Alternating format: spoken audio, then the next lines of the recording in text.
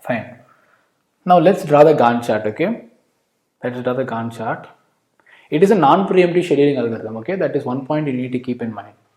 Fine. Now at time unit 0, the only process which has arrived to the RAM is P1, okay? So there is no other option. We might have to start executing P1, and since it is a non-preemptive scheduling algorithm, we can complete P1 until time unit 3. We need not think about any other process coming into the being executed during this time, okay? We can complete P1. Fine. So P1 is done. Now at time unit 3, the only process which is in the RAM is P2. Okay. No other process inside the RAM, right? So because P3, P4 and P5 are arriving after time unit 5. So we will continue with P2 and we will also complete its execution at time unit 9 since it is a non-preemptive scheduling algorithm. So P1 and P2 are done. Now at time unit 9, all three of them have arrived, okay, P3, P4 and P5. Now comes our response ratio concept, okay. And as of now, P3, P4 and then P5 are in ready state, okay. Now one among these three processes has to be picked by our scheduling algorithm. Now how will it pick process? It will compute response ratio for every process as of now, okay. Let's calculate the response ratio for process P3, okay. RR3 means response ratio for process P3, okay. Just I am denoting it using my own convention. You can use your own convention, it's fine. Response ratio for process P3 is nothing but waiting time of the process P3 so far. What is the waiting time of the process P3 so far? P3 is arrived to the RAM at 4 and it has waited till 9, okay. So it has waited for 5 time units, okay. See, I am using this W plus B by B formula, okay. I am calculating it. So waiting time of process P3 is nothing but 5 because it has arrived to the RAM at time unit 4 and it has waited till 9 so far, okay. So it has waited for 5 time units. Now what is the burst time of process P3? Burst time of process P3 is nothing but 4, okay.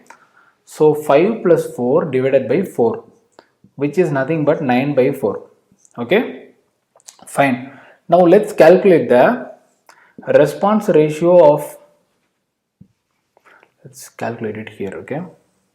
Response ratio of process P4, okay. Now what is the waiting time of process P4? P4 came to the RAM at time unit 6 and it has waited till 9, so it has waited for 3 time units, fine.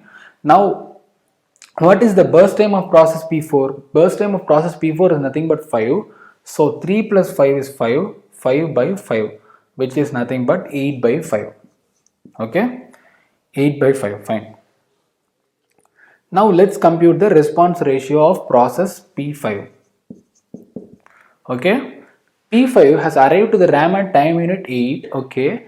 It has waited till 9, so it has waited for 1 time unit, fine, and its burst time is 2, okay. So 1 plus 2 divided by 2, okay, which is nothing but 3 by 2. Now I have calculated these three values, okay. I have calculated this response ratio. 9 by 4 is nothing but 2.25, 8 by 5 is nothing but 1.6 and 3 by 2 is nothing but 1.5, okay. Now among these three processes, the process with the highest response ratio is nothing but P3, okay. So P3 will be scheduled by our scheduling algorithm, and since it is a non-preemptive scheduling algorithm, P3 will complete its execution till 13, okay. So P3 is also done. Now as of now we have only two processes, P4 and then P5, okay.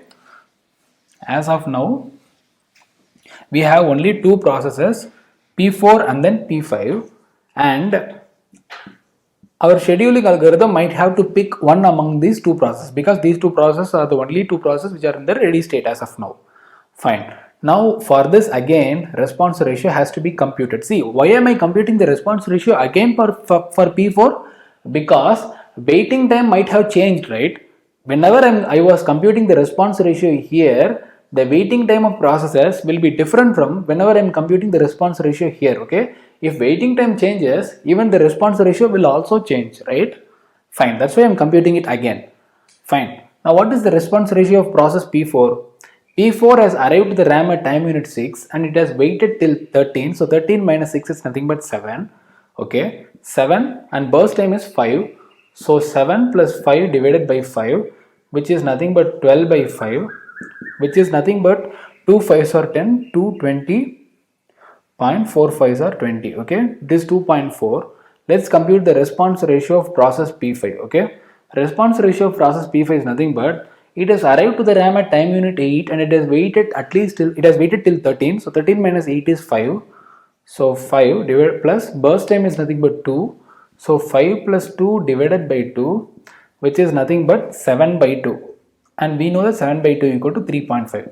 So response ratio of process P5 is higher than the response ratio of process P4, and so process P5 should be scheduled. Okay, we are picking the process with the highest response ratio. Okay, that is what it is named as. That is why it is named as highest response ratio next. Okay, fine. And so process P5 will be scheduled, and since it is a non-preemptive scheduling algorithm, we will complete it till 15. Okay, this is also done. As of now, we have only one process, and that is nothing but P4, and so we will schedule process P4.